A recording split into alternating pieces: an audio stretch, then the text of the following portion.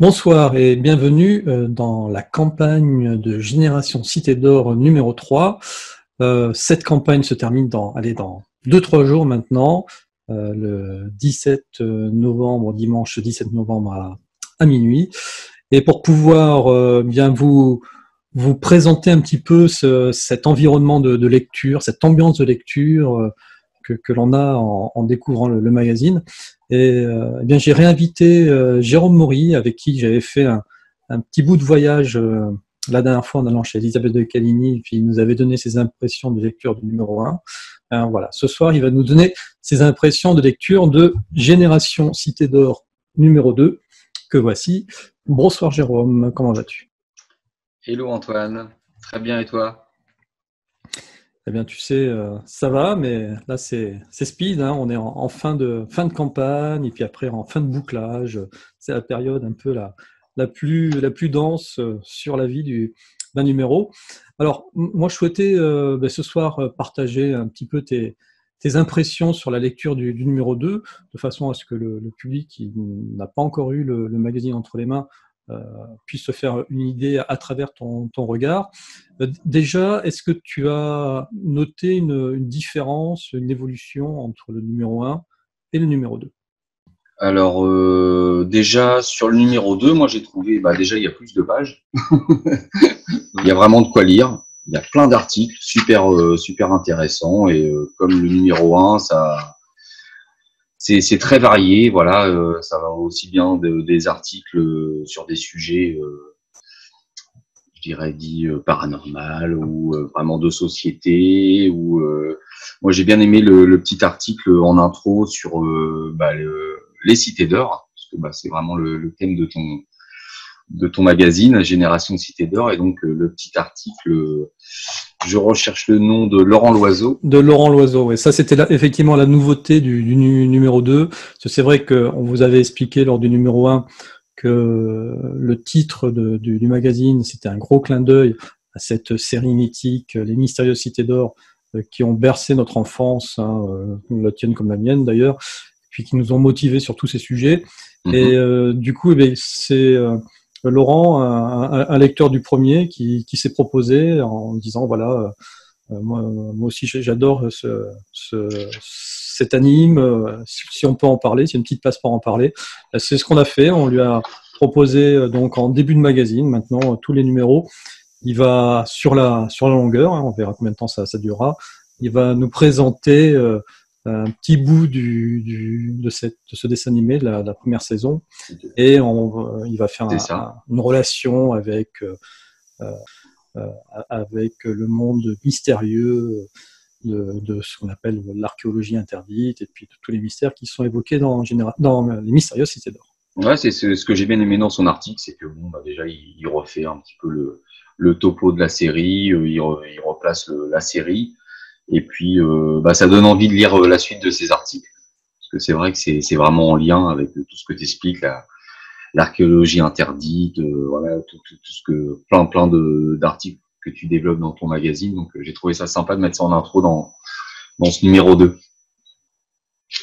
Donc du coup, quel est l'article de fond qui t'a vraiment attiré l'œil, par lequel tu as voulu absolument commencer la lecture de Génération Cité d'Or?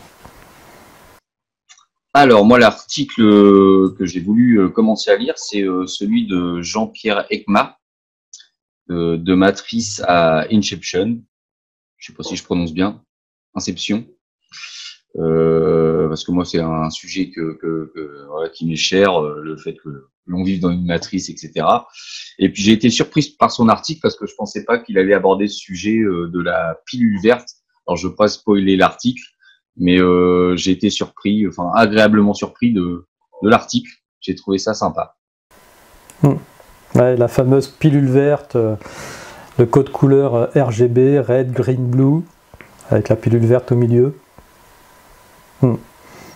Non, non, ouais, son approche était vraiment très intéressante. Donc, la matrice est amenée où ensuite? Alors un article que j'ai vraiment bien aimé parce que j'ai appris beaucoup de choses, c'est celui de Pascal Cazotte sur comment le la localisation géographique des différents sites qui sont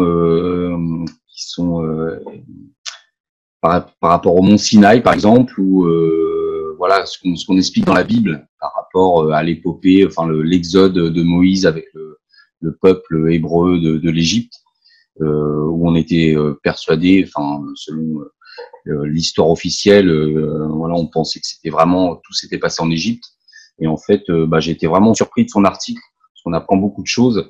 On se rend compte que voilà, je vais spoiler l'article, mais que apparemment les pérégrinations de Moïse et de tout le peuple se sont déroulées en Arabie Saoudite.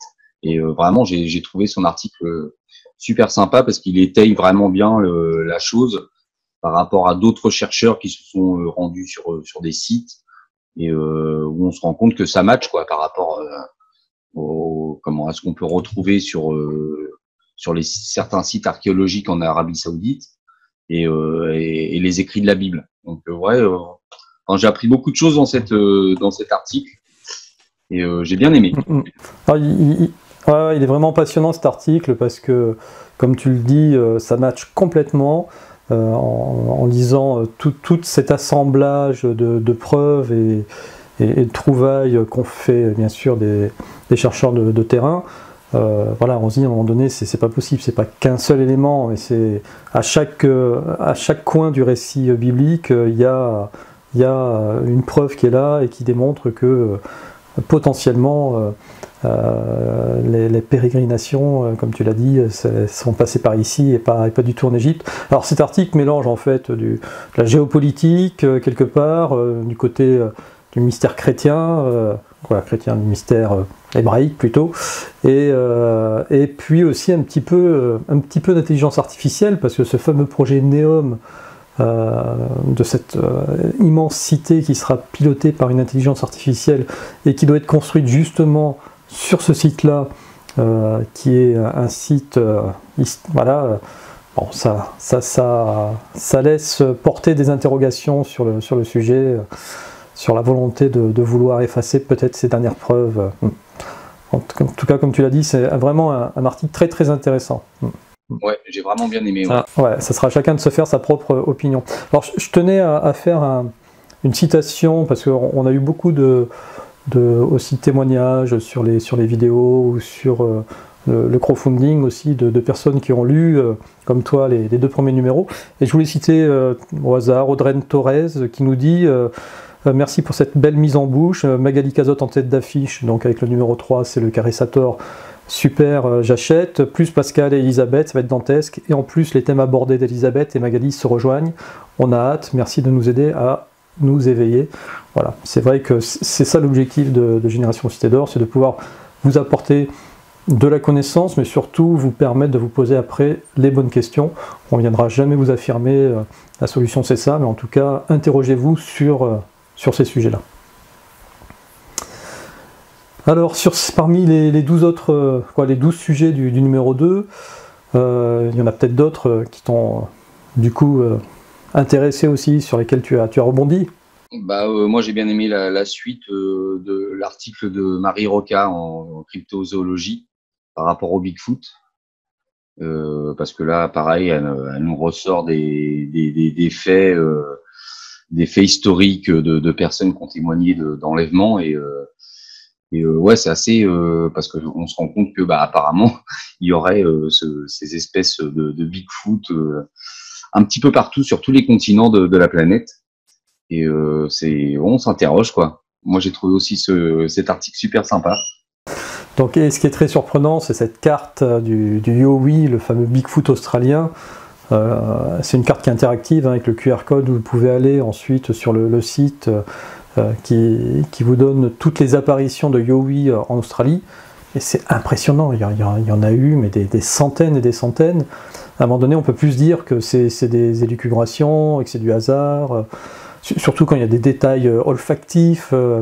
Pareil qu'on le sent venir à des kilomètres à la ronde. Bon, voilà. Comme elle explique dans l'article, c'est un petit peu la caractéristique du Bigfoot, c'est qu'ils ont apparemment une odeur très très prononcée. Et comme tu dis, on sent arriver, quoi. C'est une auteur un peu, je vais pas dire fétide, mais quelque chose qui voilà, qui te prend le nez, quoi. Et ouais, non, c'est super intéressant aussi comme article. Moi, j'ai bien aimé, quoi, parce que je m'étais jamais trop penché sur les histoires de Bigfoot, etc. Et puis bah là, j'en ai appris beaucoup avec l'article de Marie Roca.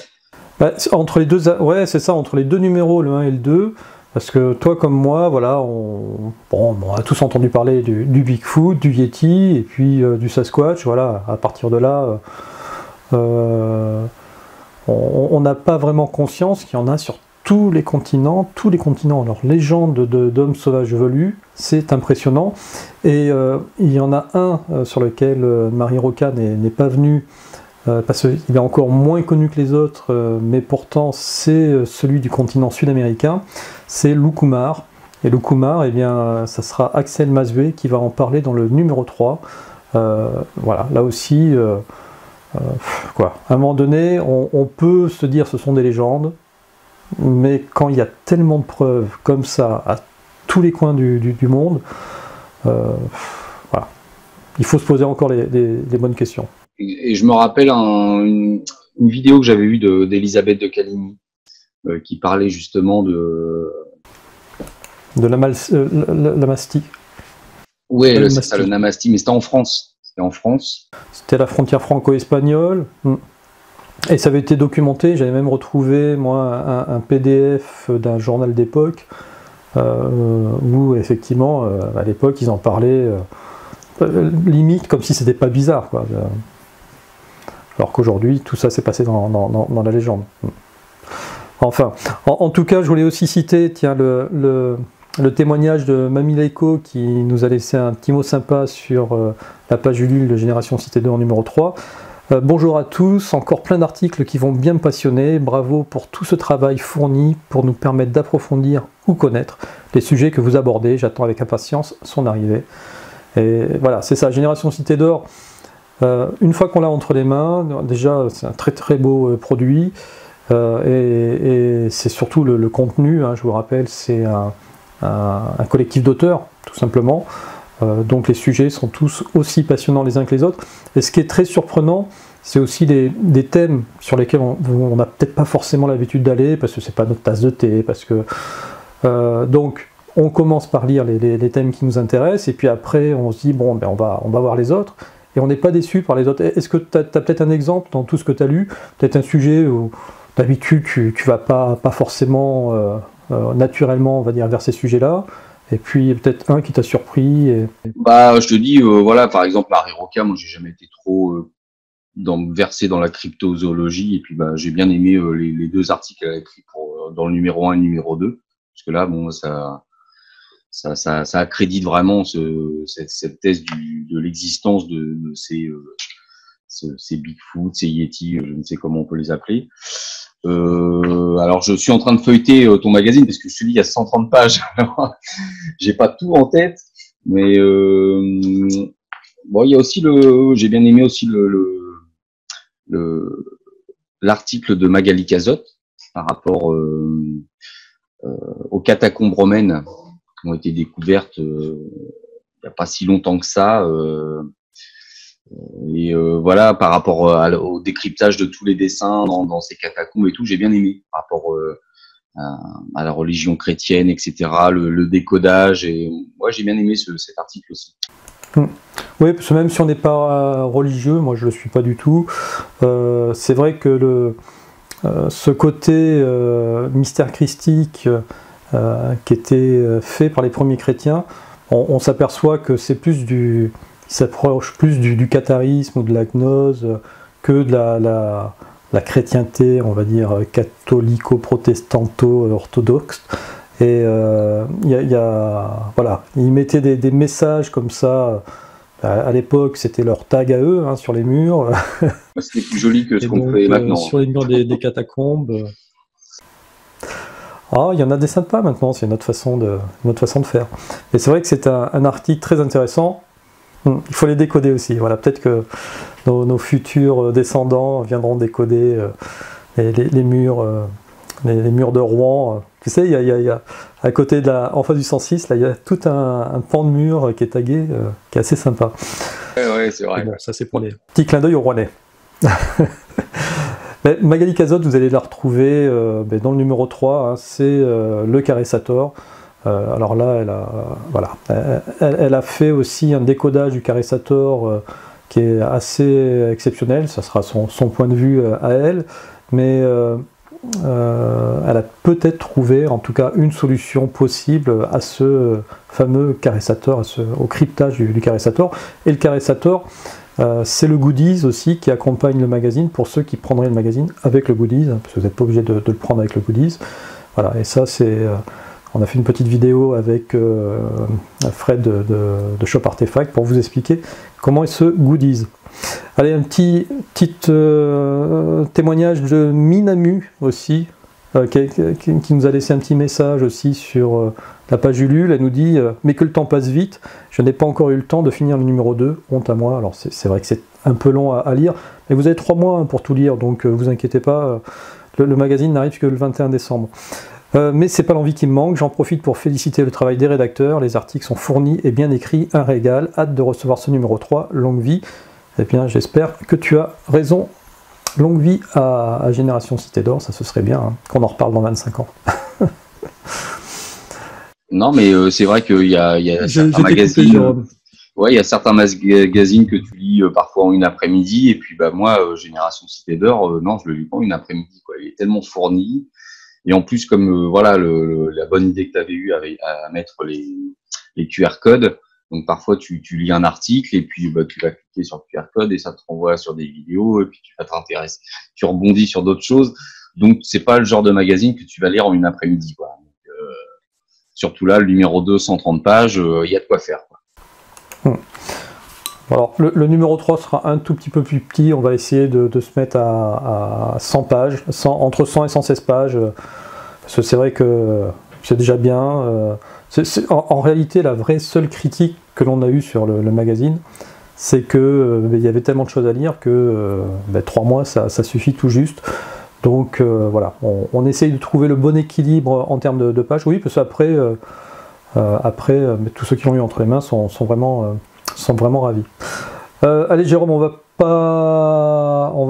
peut-être pas tous les passer en revue. Non, moi j'ai bien vraiment tous les articles. J'ai bien aimé l'article de Guy Williams sur le survivalisme. J'ai bien aimé aussi l'article alors je recherche le nom, de Dominique Cocher sur la voie initiatique du labyrinthe. J'ai bien aimé aussi. En plus, j'ai vu voilà les synchronicités. Le lendemain d'avoir lu cet article, je suis allé voir Dr Sleep, la suite de... je cherche le nom avec... Dr Sleep. Dr Sleep, mais oui, c'est la suite du film avec... excuse-moi, j'ai un trou. Shining. Voilà, la suite du film Shining. Avec c'est pareil, j'ai un trou avec l'acteur principal. Bon bref, à la fin du film, ils finissent dans le fameux labyrinthe de l'hôtel abandonné là, et j'ai trouvé ce lien, enfin la synchronicité. J'ai lu la veille l'article et puis je vois dans le film, j'ai trouvé le petit clin d'œil. Voilà, le clin d'œil du labyrinthe, j'ai bien aimé. Voilà, donc ça veut dire qu'il faut que tu trouves la voie de ton labyrinthe intérieur, Jérôme. Et puis aussi, j'ai bien aimé aussi moi, j'ai aimé tous les articles de toute manière, mais sur le temps de Marion Le Troquet. Voilà, j'ai bien aimé aussi. J'ai bien aimé. Voilà, très intéressant. Enfin voilà, comme le numéro 1, il y a plein d'articles sur plein de sujets différents, et c'est ça qui est super sympa, parce que on s'ennuie pas, quoi. Voilà, pour toutes les personnes qui sont intéressées par tous ces sujets, et parfois on aborde des sujets, voilà, soit comme je te disais le Bigfoot, où on s'y est pas forcément intéressé, et puis on se penche dans l'article et on se dit finalement ça tient la route, ou d'autres choses qu'on connaît pas forcément. Enfin voilà, on apprend plein de choses. Moi c'est vraiment ce que j'aime bien avec ton magazine, Antoine, c'est qu'on apprend plein de choses. Écoute, visiblement, Courtier Aline est d'accord avec toi, elle nous a laissé un petit message en disant « Merci infiniment pour votre travail acharné et excellent, merci pour le partage d'informations et merci de remettre la vérité à sa juste place. J'en suis et suis derrière vous, bonne continuation. » Donc voilà, elle aussi, visiblement, elle a apprécié le travail qu'on a fait, elle a appris plein de choses.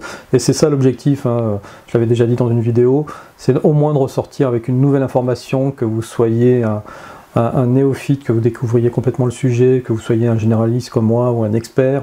Voilà, il faut au moins qu'il y ait quelque chose qui puisse ressortir de la lecture du magazine. Et puis la différence avec une vidéo, et je suis bien passé pour en parler parce qu'avec Miasme TV j'en fais beaucoup de vidéos, c'est que c'est pas de la consommation comme ça où on avale et puis c'est déjà prédigéré. La lecture, vous posez, vous regardez le magazine, puis comme l'a dit Jérôme, ça se fait pas en une après-midi, hop, si vous voulez naviguer sur les QR codes pour aller un peu plus loin dans l'article, vous naviguez, puis vous refermez le livre et puis vous revenez dessus. Et puis en plus ils sont intemporels les articles, donc que vous les lisiez là ou dans 2 ans ou dans 10 ans, le sujet sera toujours d'actualité parce que ce sont vraiment des articles de fond. Alors Jérôme, écoute, je te remercie pour ce précieux témoignage de lecteur. Allez, si je vais te poser une dernière question, par rapport au sommaire du numéro 3, je ne sais pas si tu l'as en tête. Non, mais j'ai déjà hâte de lire l'article de Magali sur le caressator. Moi, je me suis un petit peu intéressé à ce fameux caressator, le code, et j'ai hâte de voir ce qu'elle va nous proposer. Tu vois, j'aurais pas parié là-dessus. Eh oui, tu vois, j'aurais parié plus sur un autre article, celui de Charlie Sanson sur Khéops et le mystère et les secrets de la Grande Pyramide. Parce que je rappelle hein, que tu es auteur et que tu as fait un livre super intéressant, super documenté sur une des théories, parce qu'il y a beaucoup de théories sur la Grande Pyramide, mais moi j'apprécie particulièrement la tienne. Et voilà, je pensais que tu vois, c'était celui-ci qui allait vraiment t'intéresser en premier, mais non, c'est le caressator, mais... Quoi, tu vois. Non, mais j'ai aussi hâte de... Voilà, je suis aussi intéressé de voir l'article de Charlie Sanson aussi là-dessus. Voilà, voir ce qui peut nous sortir qui est un grand... Ah ouais. Et d'ailleurs, j'ai fait, si vous ne l'avez pas vu, j'ai fait une petite interview, un petit entretien avec Charlie, là d'une demi-heure. Vraiment, c'est un pur régal. Ouais, tu l'as vu, hein, il a 91 ans. Oh là là, mais quelle pêche il a, c'est incroyable. Un puits de connaissances aussi, donc voilà, j'ai aussi hâte de lire aussi ce qu'il a écrit pour toi. Ouais, on espère être tous comme lui à son âge, avoir autant de connaissances et puis être autant lucide, ouais, c'est juste génial. Ok, bon ben voilà, je pense qu'on a fait le tour, Jérôme. Donc si vous voulez bien participer à cette campagne de précommande, encore une fois, là il reste que quelques jours pour nous aider à atteindre les 400 exemplaires. C'est le seuil minimum qui nous permet donc d'imprimer uniquement le nombre idéal de magazines hein, pour éviter le gaspillage. Donc si on atteint 400, on en imprime 500. Si on atteint 500, on en imprime un peu plus, mais voilà, au moins on est dans l'impression raisonnée. L'idée, ce serait qu'on arrive à 750 pour pouvoir débloquer aussi le nouvel article de Marie Roca. Mais c'est vrai que là, il reste encore 3 jours. Il faut vraiment que vous motiviez toute la communauté. Sinon, l'article bonus de Marie sera d'entrée de jeu dans le numéro 4 qui sortira au printemps. Voilà. Un dernier petit mot, Jérôme ? Oui, motivez-vous, hein, il faut y aller. Et puis, comme tu dis, en plus, voilà, ça laisse un petit peu de stock tampon pour ceux qui ont loupé le coche pour pouvoir l'acheter en retard. Donc, pensez aux amis qui n'ont pas forcément eu le temps de l'acheter au bon moment. Voilà. Dans tous les cas, après, vous avez toutes les informations sur le site générationcitédor.com. Jérôme, je te remercie de ce petit échange sympathique entre nous. Et puis, je te dis à très bientôt pour le numéro 3. À très bientôt, Antoine. Il n'y a pas de souci. Allez, merci à tous d'être restés jusqu'au bout. Et puis, je vous dis à très bientôt donc, sur Génération Cité d'Or et sur Miasme TV. Ciao, ciao.